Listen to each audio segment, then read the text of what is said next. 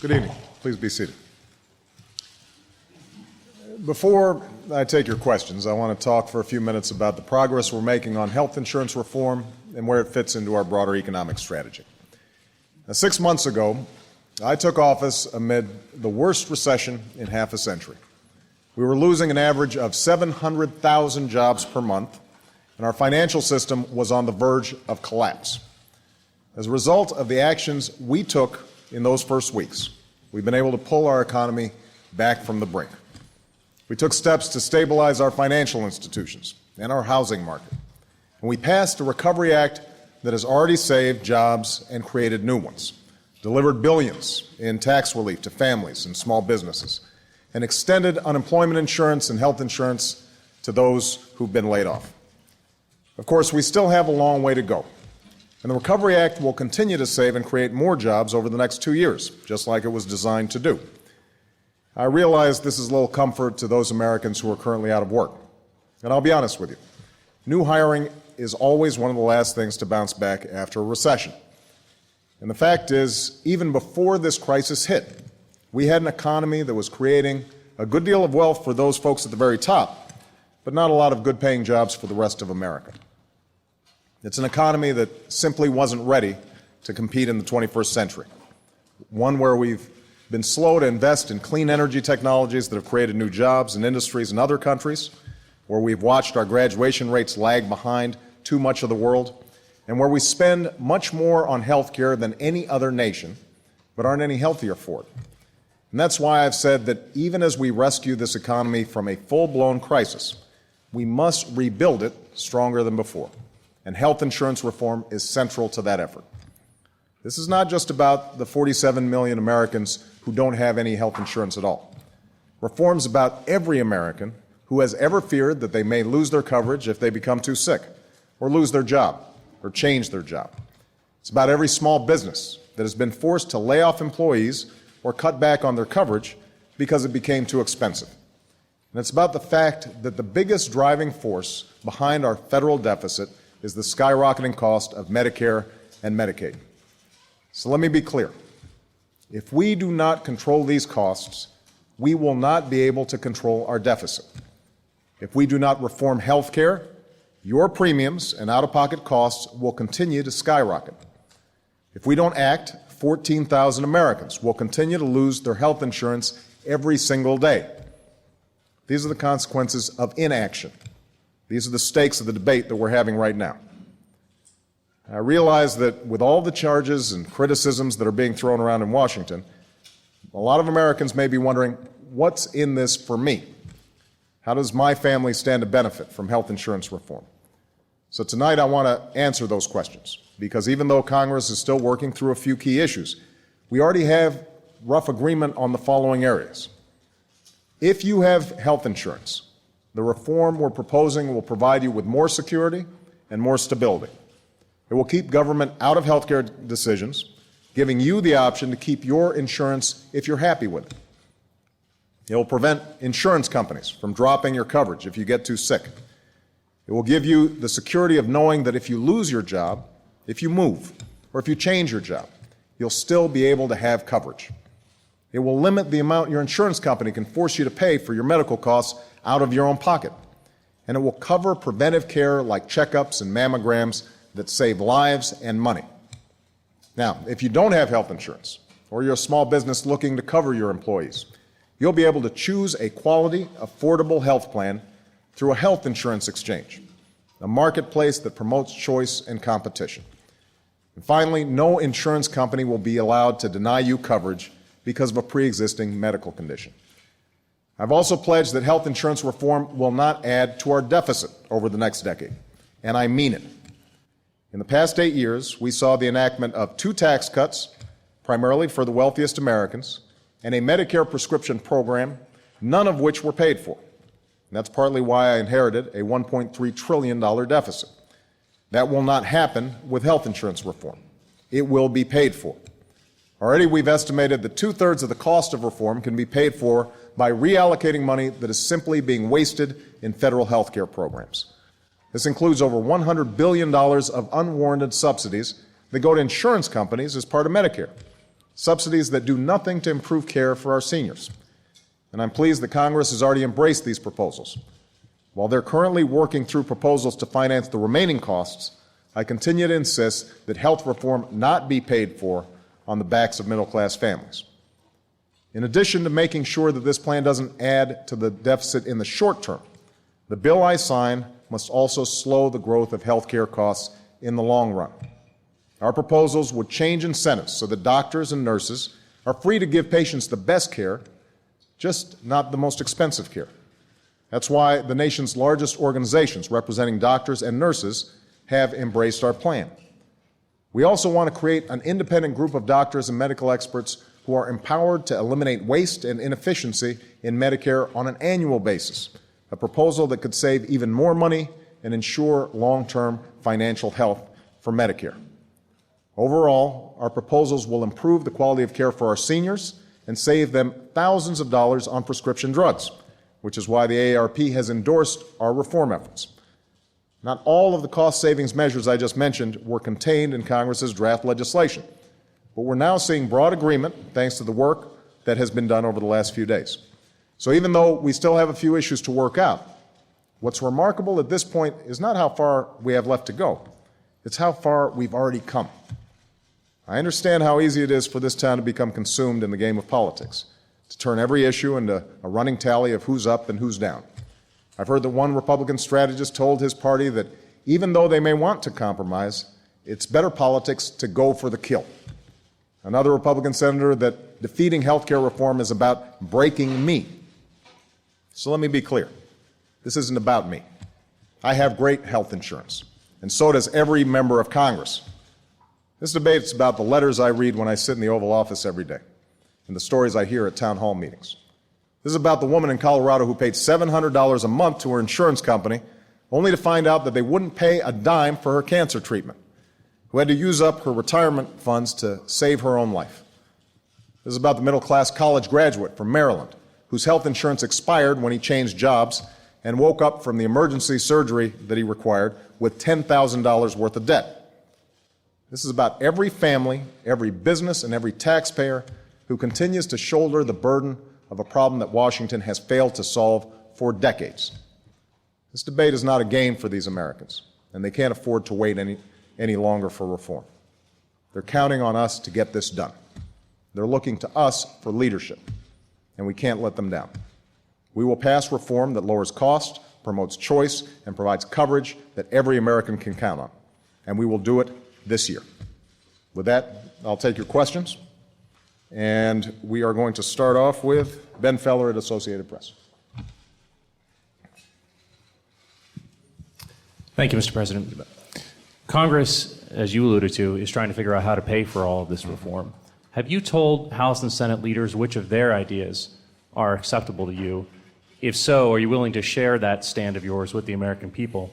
And if you haven't given that kind of direction to congressional leaders, are you willing to explain why you're not stepping in to get a deal done, since you're the one setting a deadline? Well, before we talk about how to pay for it, let's talk about what exactly needs to be done. And the reason I want to emphasize this is because there's been a lot of misinformation out there. Right now, premiums for families that have health insurance have doubled over the last 10 years. They've gone up 3 times faster than wages. So what we know is that if the current trends continue, more and more families are going to lose health care. More and more families are going to be in a position where they keep their health care, but it takes a bigger bite out of their budget. Employers are going to put more and more of the costs on the employees, or they're just going to stop providing health care altogether.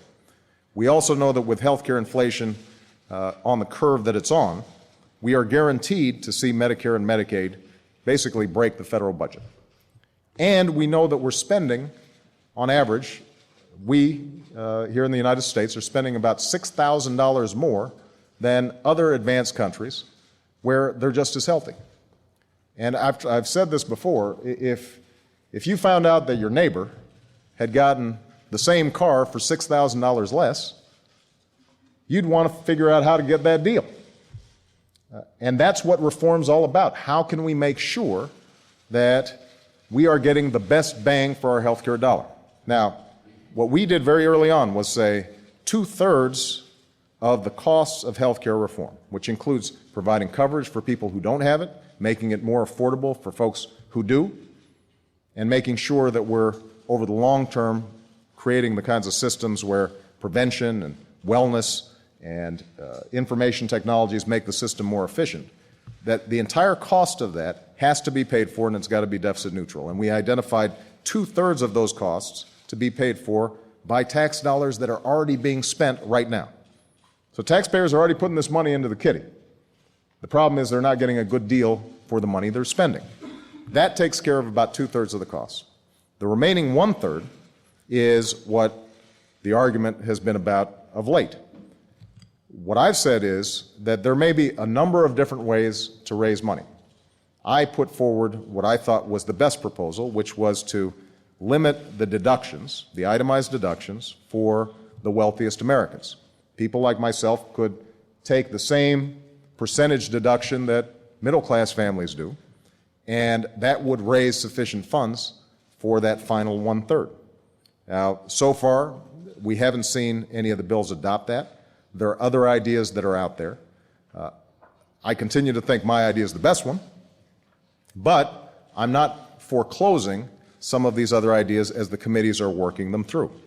The one commitment that I've been clear about is I don't want that final 1/3 of the cost of health care to be completely shouldered on the backs of middle-class families who are already struggling in a difficult economy.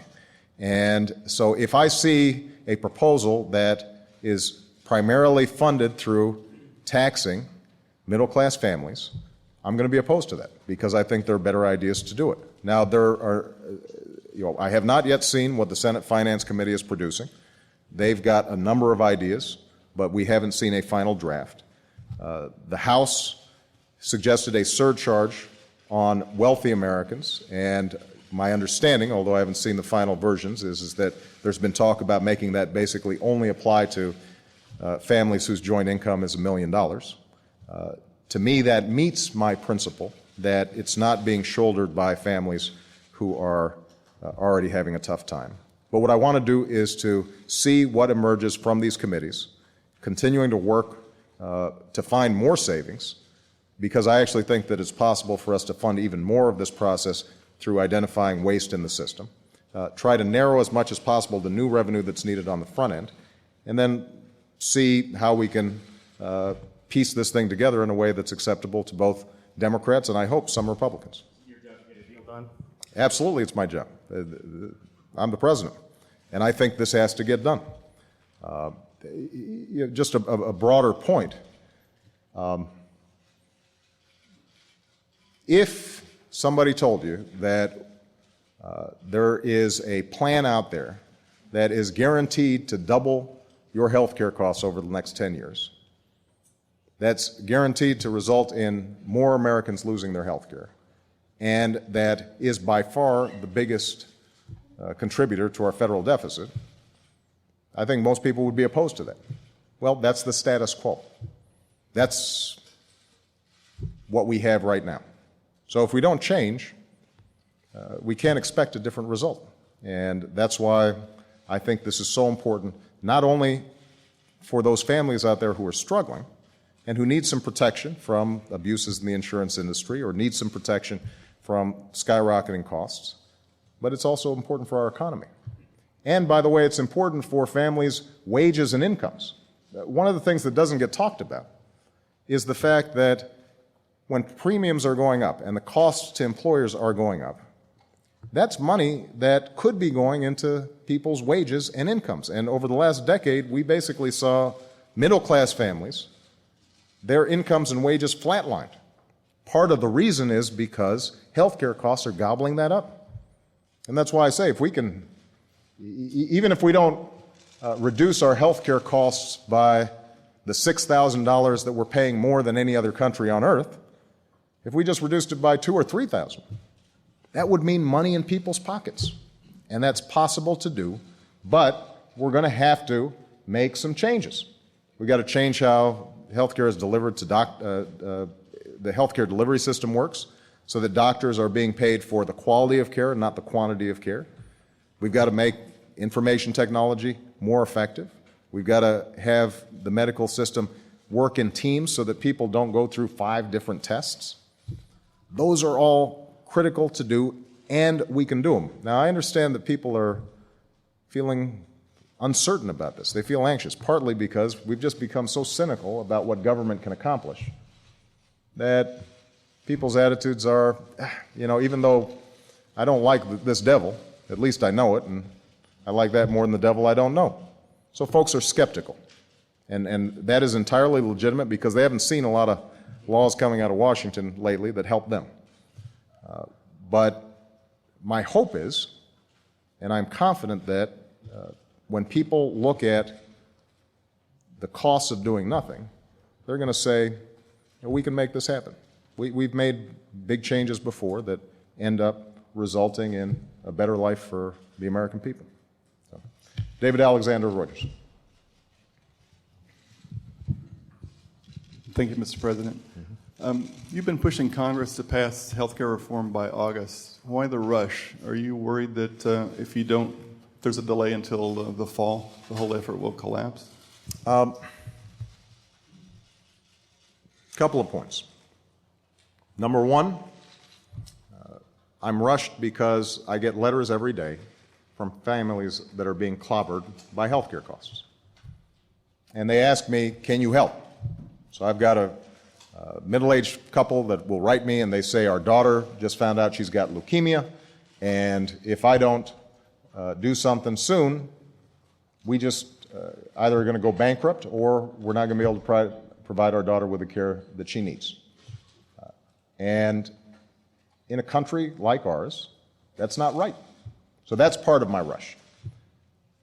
The second thing is the fact that if you don't set deadlines in this town, things don't happen.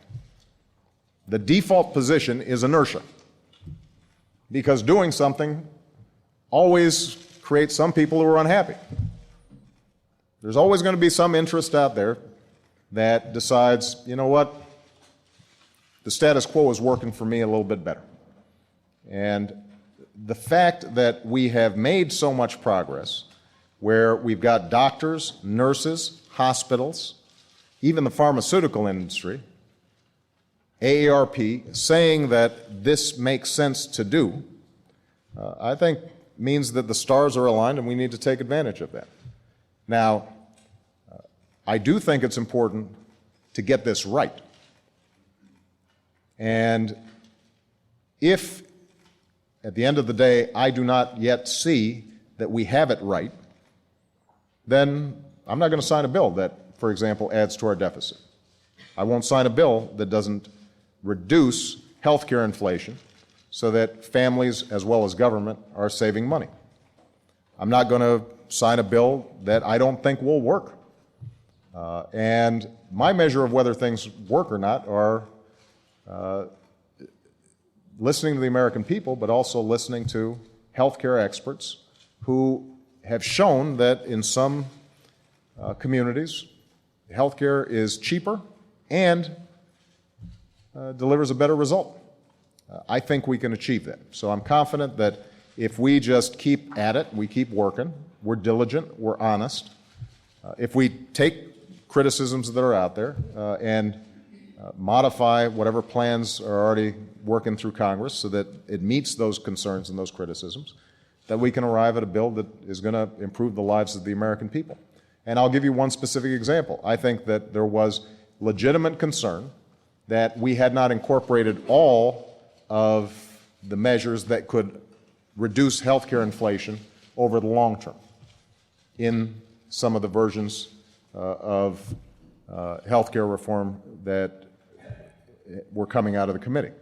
Well, over the last week, working with not only healthcare experts, but also members of Congress who are concerned about this, we actually have now gotten a commitment to incorporate an idea that has a panel of doctors and healthcare experts advising on how we can get a better value for our money in Medicare.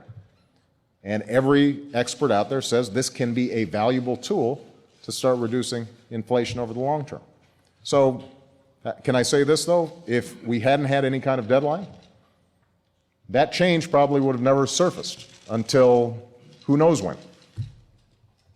And so, I want to do this right, but the American people need some relief. Chuck Todd. Thank you, sir. We're just talking in that question about reducing the healthcare inflation, reducing costs. Can you explain how you're going to expand coverage? Is it fair to say, is this bill going to cover all 47 million Americans that are uninsured, or is this going to be something, is it going to take a mandate, or is this something that isn't, your bill is probably not going to get it all the way there, and if it's not going to get all the way there, can you say how far is enough? Okay, 20 million more, I can sign that. 10 million more, I can't. I want to cover everybody. Now, the truth is that unless you have what's called a single payer system in which everybody's automatically covered, then you're probably not going to reach every single individual, because there's always going to be somebody out there who thinks they're indestructible and doesn't want to get health care, doesn't bother getting health care, and then unfortunately when they get hit by a bus, end up in the emergency room and the rest of us have to pay for it. But that's not the overwhelming majority of Americans. The overwhelming majority of Americans want health care, but millions of them can't afford it. So the plan that I've put forward, and that what we're seeing in Congress, would cover, the estimates are at least 97 to 98% of Americans.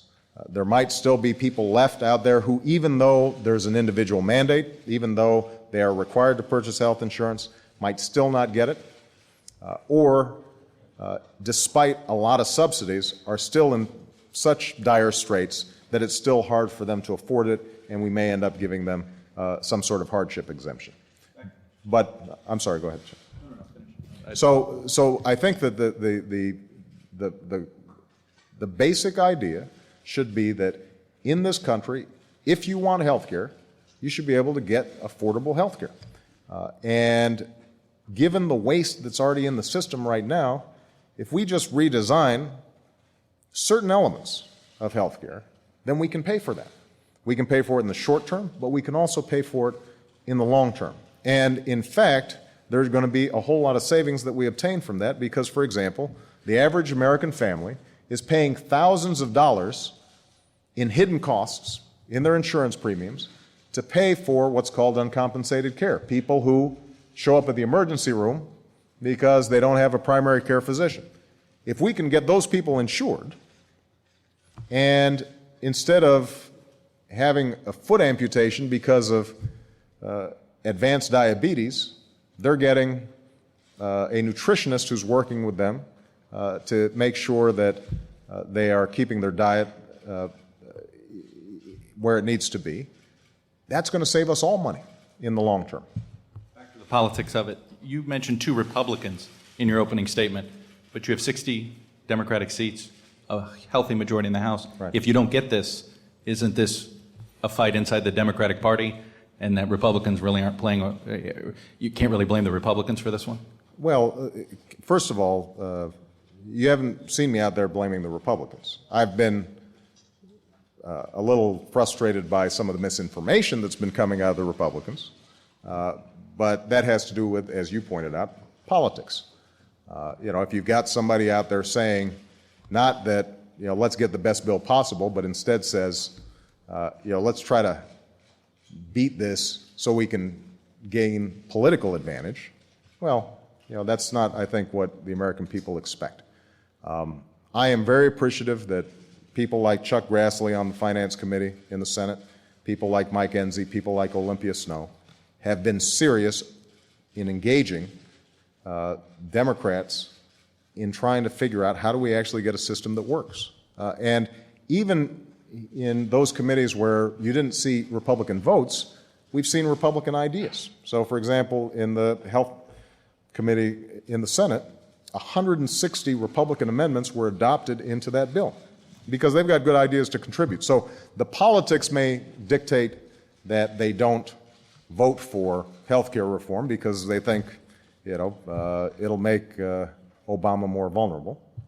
But if they've got a good idea, we'll still take it. And in terms of Democrats, the fact of the matter is that because this is a big issue, I think that a lot of Democrats have a lot of different ideas.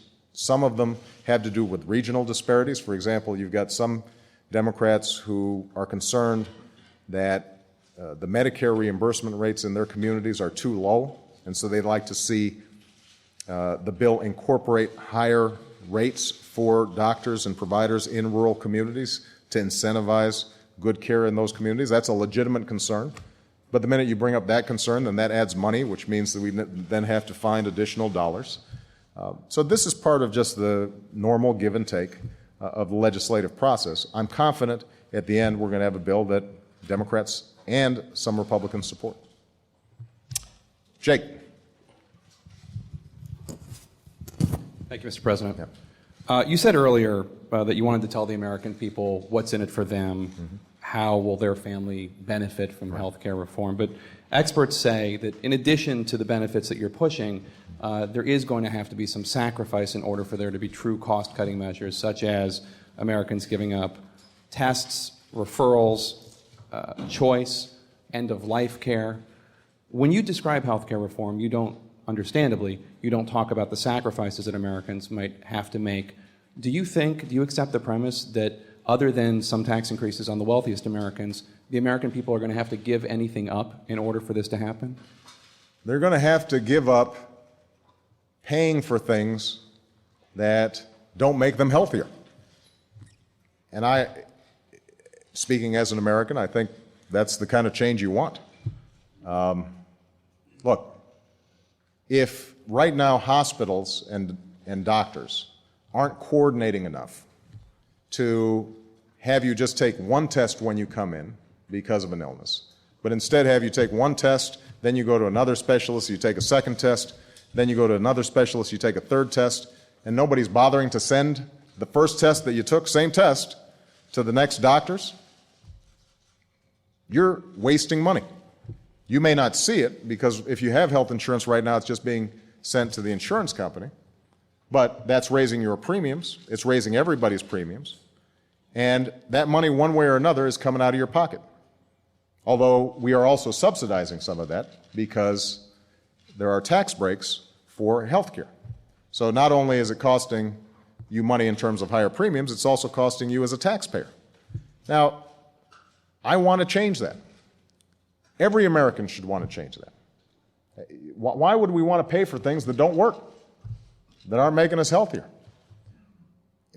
And here's what I'm confident about. If doctors and patients have the best information about what works and what doesn't, then they're going to want to pay for what works. If there's a blue pill and a red pill, and the blue pill is half the price of the red pill and works just as well, why not pay half price for the thing that's going to make you well? But the system right now doesn't incentivize that. Those are the changes that are going to be needed, that we're going to need to make inside the system. It will require, I think, patients to, as well as doctors, as well as hospitals, to be more discriminating consumers. But I think that's a good thing, because ultimately we can't afford this. I mean, we just can't afford what we're doing right now. And just to raise a broader issue that I think has colored how we look at healthcare reform. Let me just talk about deficit and debt, because part of what's been happening in this debate is the American people are understandably queasy about the huge deficits and debt that we're facing right now. And the feeling is, all right, we had the bank bailout. We had the recovery package. We had the supplemental. We've got the budget. We're seeing numbers, trillions here and trillions there. And so I think legitimately, people are saying, look, we're in a recession, I'm cutting back, I'm having to give up things, and yet all I see is government spending more and more money. And that argument, I think, has been used effectively by people who don't want to change health care to suggest that somehow this is one more government program. So I just want to address that point very quickly. First of all, let's understand that when I came in, we had a $1.3 trillion deficit, annual deficit, that we had already inherited. We had to immediately move forward with a stimulus package because the American economy had lost trillions of dollars of wealth. Consumers had lost through their 401ks, through their home values, you name it. They had lost trillions of dollars. That all just went away. That was the day I was sworn in. It was already happening. And we had 700,000 jobs that were being lost. So we felt it was very important to put in place a recovery package that would help stabilize the economy. Then we had to pass a budget by law, and our budget had a 10-year projection, and I just want everybody to be clear about this. If we had done nothing, if you had the same old budget as opposed to the changes we made in our budget, you'd have a $9.3 trillion deficit over the next 10 years. Because of the changes we've made, it's going to be $7.1 trillion. Now, that's not good, but it's $2.2 trillion less than it would have been if we had the same policies in place when we came in. So the reason I point this out is to say that the debt and the deficit are deep concerns of mine. I am very worried about federal spending. And the steps that we've taken so far have reduced federal spending over the next 10 years by $2.2 trillion. It's not enough, but in order for us to do more, we're not only going to have to eliminate waste in the system, and by the way, we had a big victory yesterday by eliminating a weapons program, the F-22, that the Pentagon had repeatedly said we didn't need. So we're going to have to eliminate waste there. We're going to have to eliminate no-bid contracts. We're going to have to do all kinds of reforms in our budgeting. But we're also going to have to change health care. Otherwise, we can't close that $7.1 trillion gap in the way that the American people want it to change. So to everybody who's out there who has been ginned up about this idea that the Obama administration wants to spend and spend and spend, the fact of the matter is that we inherited an enormous deficit, enormous long-term debt projections. We have not reduced it as much as we need to and as I'd like to. But healthcare reform is not going to add to that deficit. It's designed to lower it. That's part of the reason why it's so important to do, and to do now. Chip Reed. Thank you, Mr. President. On Medicare, there are obviously millions of Americans who depend on Medicare. And when you talk about bending the long-term cost downward, or when you talk about cuts in the current proposal on Capitol Hill, you talk about cuts in Medicare, and they talk about cuts in Medicare, but there are never many specifics. Specifically, what kind of pain, what kind of sacrifice are you calling on beneficiaries to make? And even if not right away, aren't future beneficiaries going to be getting less generous benefits than today's? No. And a subsidiary question, what do you think about taking it out of the political realm and giving it to an outside body of experts to take the politics out of Medicare? Well, on the second point, that's exactly what our proposal is. Called the MedPAC program. By the way, it was originally a Republican idea. I want to give credit where credit is due. The Republican Congress passed a bill that created a panel of healthcare experts to make recommendations to Congress on how we could get better quality, lower cost. The problem is, every year, it would just go on a shelf, and nobody would act on it. So what we've said is, let's give that body some power. Let's require Congress to vote on the proposals that they're making every year, Congress can still reject them, so it's not completely removing it from politics, but they have to reject or accept it as a package. And that, I think, would incentivize and empower important changes. But here's the thing I want to emphasize, Chip. It's not going to reduce Medicare benefits. What it's going to do is to change how those benefits are delivered so that they're more efficient. Let me give you a very specific example. You've heard that as a consequence of our efforts at reform, the pharmaceutical industry has already said they're willing to put $80 billion on the table. Now, why is that? Well, the reason is because there's probably even more waste than $80 billion in terms of how the drug plan in Medicare is administered. We might be able to get $100 billion out or more. But the pharmaceutical industry voluntarily said, here's $80 billion. You know what that means? That means that senior citizens who right now have a so-called donut hole in their plan, where after spending a certain amount on prescription drugs, suddenly they drop off a cliff and they've got to pocket the entire cost, suddenly half of that is filled. That's a hard commitment that we already have. So that's a change in how we are delivering Medicare. But you know what? It turns out that it means out-of-pocket savings for seniors. That's why AARP has endorsed this. Okay. Christy Parson.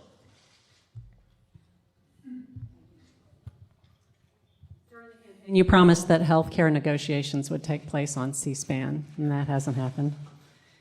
And your administration recently turned down a request from a watchdog group seeking a list of healthcare executives who have visited the White House to talk about healthcare reform. Also, the TARP Inspector General recently said that your White House is withholding too much information on the bank bailouts. So my question for you is, are you fulfilling your promise of transparency in the White House? Well, on the list of healthcare executives who've visited us, most of the time you guys have been in there taking pictures, so it hasn't been a secret. And my understanding is we just sent a letter out providing a full list of all the executives, but frankly these have mostly been at least photo sprays where you could see who was participating. With respect to all the negotiations not being on C-SPAN, you will recall in this very room that our kickoff event was here on C-SPAN. And at a certain point, you start getting into all kinds of different meetings. Senate Finance is having a meeting. The House is having a meeting. If they want those to be on C-SPAN, then I would welcome it. I don't think there are a lot of secrets going on in there. And the last question with respect to TARP. Let me take a look at what exactly they say we have not provided. I think that we've provided much greater transparency than existed prior to our administration coming in. It is a big program. I don't know exactly what's been requested. I'll find out, and I will have an answer for you. Okay. Juliana.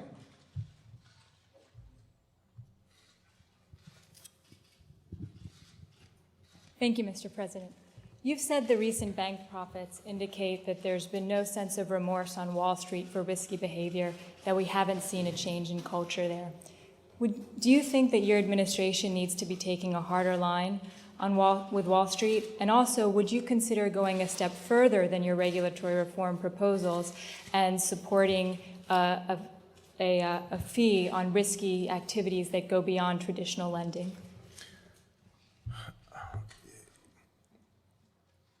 We were on the verge of a complete financial meltdown.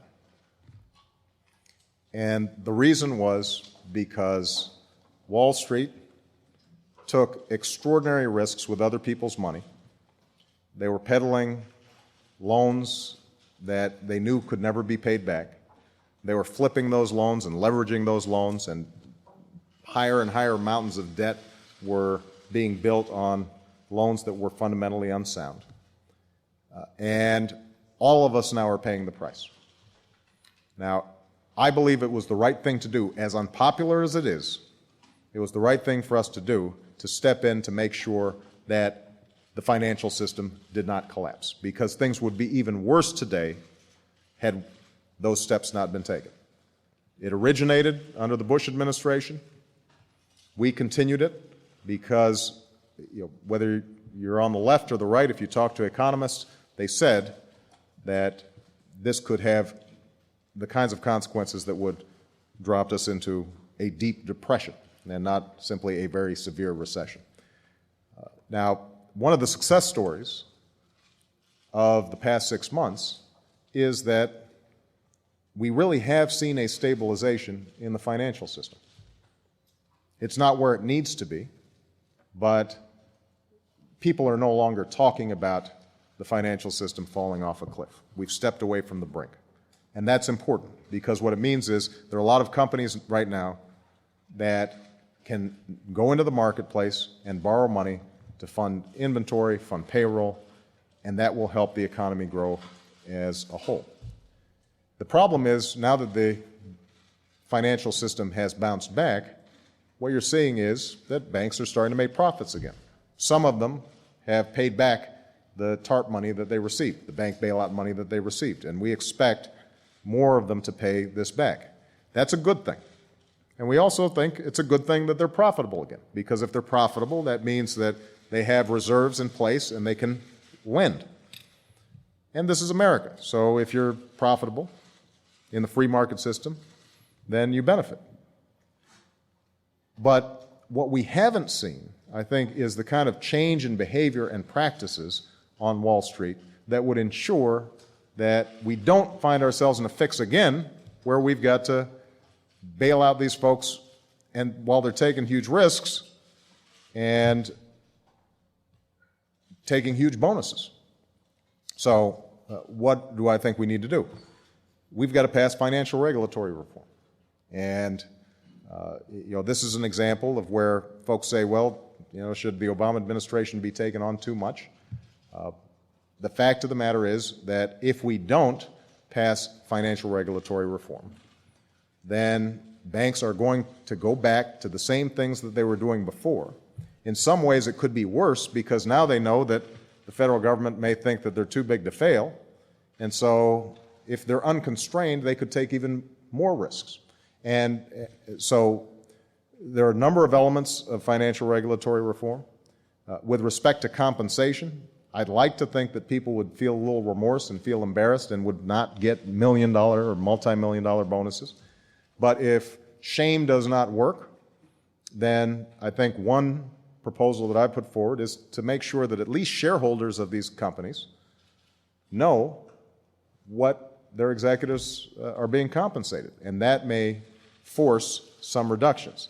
For banks that are still receiving taxpayer assistance, we have a set of rules that gives us some control on reducing unwarranted compensation. And in terms of the last point that you made, which is the possibility of fees for transactions that we want to discourage, that is one of the ideas that is going to be working its way through the process. I think at minimum, what we want to do is to make sure that to the extent the federal government is going to have to be a backstop, just like the Federal Deposit Insurance Corporation, what everybody's familiar with FDIC, the reason that when you put your deposits in your bank, you can have confidence that they're insured. That's paid for through bank fees.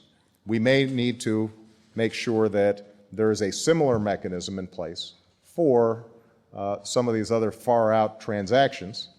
So if you guys want to do them, then you got to put something into the kitty to make sure that if you screw up, it's not taxpayer dollars that have to pay for it, but it's dollars coming out of your profits. Steve Koff, the Cleveland Plain Deal. Thank you. To follow up on Jake's question earlier, sir, so many Americans are concerned that this plan, particularly the government insurance, the public option, would lead to reduced benefits or reduced coverage. Two questions. One, can you guarantee that this legislation will lock in and say the government will never deny any services, that that's going to be decided by the doctor and the patient, and the government will not deny any coverage? And secondarily, can you, as a symbolic gesture, say that you and the Congress will abide by the same benefits in that public option? Well, number one, not only the public option, but the insurance regulation that we want to put in place will largely match up with what members of Congress are getting through the federal employee plan. That's a good example of what we're trying to build for the American people. The same thing that Congress enjoys, which is there's a marketplace of different plans that they can access depending on what's best for their families. Now, one of the plans that we've talked about is a public option, and part of the reason we want to have a public option is just to help keep the insurance companies honest. If the insurance companies are providing good care, and as it is, they're going to be more regulated so that they can't deny you care because of a pre-existing condition or because you changed jobs or because they've decided you're too sick and not a good risk. If with regulation, there's already going to be some improvement in the insurance industry. But having a public plan out there that also shows that maybe if you take some of the profit motive out, maybe if you are reducing some of the administrative costs, that you can get an even better deal, that's going to incentivize the private sector to do even better. And that's a good thing. That's a good thing. Now, there have been reports just over the last couple of days of insurance companies making record profits. Right now, at a time when everybody's getting hammered, they're making record profits and premiums are going up. What's the constraint on that? How can you ensure that those costs aren't being passed on to employers or passed on to employees, the American people, ordinary middle-class families, in a way that over time is going to make them broke? Well, part of the way is to make sure that there's some competition out there. So that's the idea. Now, to get to your original question, can I guarantee that there are going to be no changes in the healthcare delivery system? No. The whole point of this is to try to encourage changes that work for the American people and make them healthier. Now, the government already is making some of these decisions. More importantly, insurance companies right now are making those decisions. And part of what we want to do is to make sure that those decisions are being made by doctors and medical experts based on evidence, based on what works. Because that's not how it's working right now. That's not how it's working right now. Right now, doctors a lot of times are forced to make decisions based on the fee payment schedule that's out there. So if they're looking and you come in and you've got a bad sore throat, or your child has a bad sore throat, or has repeated sore throats, the doctor may look at the reimbursement system and say to himself, you know what, I make a lot more money if I take this kid's tonsils out. Now, that may be the right thing to do, but I'd rather have that doctor making those decisions just based on whether you really need your kid's tonsils out or whether it might make more sense just to change. Maybe they have allergies. Maybe they have something else that would make a difference. So part of what we want to do is to free doctors, patients, hospitals to make decisions based on what's best for patient care. And that's the whole idea behind Mayo. That's the whole idea behind the Cleveland Clinic. Now, I'm going to be visiting your hometown tomorrow to go to the Cleveland Clinic to show why their system works so well. And part of the reason it works well is because they've set up a system where patient care is the number one concern, not bureaucracy, what forms have to be filled out, what do we get reimbursed for. Those are changes that I think the American people want to see. What about yourself in Congress? Would you abide by the same benefit package? You know, I would be happy to abide by the same benefit package. I will just be honest with you. I'm the President of the United States, so I've got a doctor following me every minute, which is why I say this is not about me. I've got the best health care in the world. I'm trying to make sure that everybody has good health care, and they don't right now. Lynn Sweet.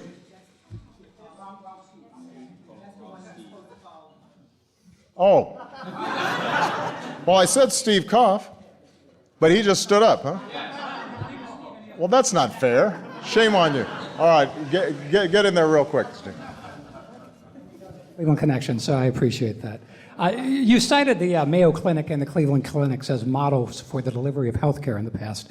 The Mayo Clinic, though, has some problems with the House proposals, saying they're not focused enough on patients and on results. What do you expect to achieve tomorrow by going to the Cleveland Clinic, which hasn't stated an opinion? And are you expecting some form of endorsement from the Cleveland Clinic? I'm not expecting an endorsement. The Cleveland Clinic is simply a role model for some of the kind of changes that we want to see. I think it's important to note that the Mayo Clinic was initially critical and concerned about whether there were enough changes in the delivery system and cost-saving measures in the original House bill. After they found out that we had put forward very specific mechanisms for this MedPAC idea, this idea of experts getting the politics out of healthcare and making decisions based on the best evidence out there, they wrote in their blog the very next day that we actually think this would make a difference. Okay? All right, I tried to make that short so that Lynn Sweet would get her last question in. Thank you, Mr. President. Recently, Professor Henry Louis Gates Jr. was arrested at his home in Cambridge. What does that incident say to you, and what does it say about race relations in America? Well, I should say at the outset that Skip Gates is a friend, so I may be a little biased here. I don't know all the facts. What's been reported, though, is that the guy forgot his keys, jimmied his way to get into the house. There was a report called into the police station that there might be a burglary taking place. So far, so good, right? I mean, if I was trying to jigger into, well, I guess this is my house now, so it probably wouldn't happen. But let's say my old house in Chicago. Here I'd get shot.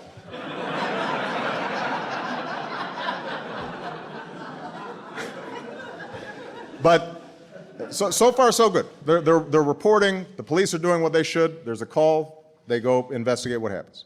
My understanding is, at that point, Professor Gates is already in his house. The police officer comes in. I'm sure there's some exchange of words, but my understanding is that Professor Gates then shows his ID to show that this is his house. And at that point, he gets arrested for disorderly conduct. Charges which are later dropped. Now, I don't know, not having been there and not seeing all the facts, what role race played in that, but I think it's fair to say, number one, any of us would be pretty angry.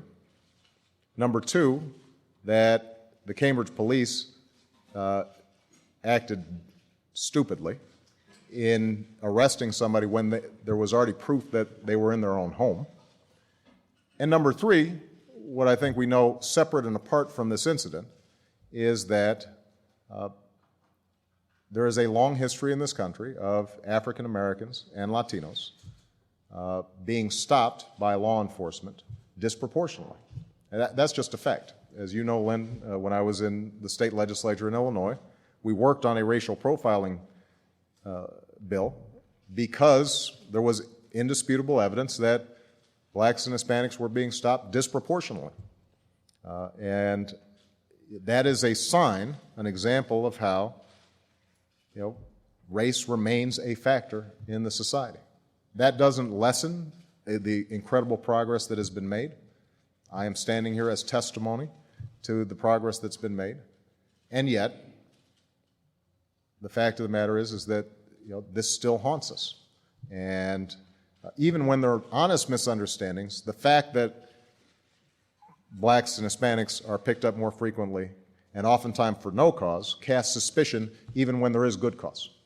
And that's why I think the more that we're working with local law enforcement to improve policing techniques so that we're eliminating potential bias, the safer everybody's going to be. All right? Thank you, everybody.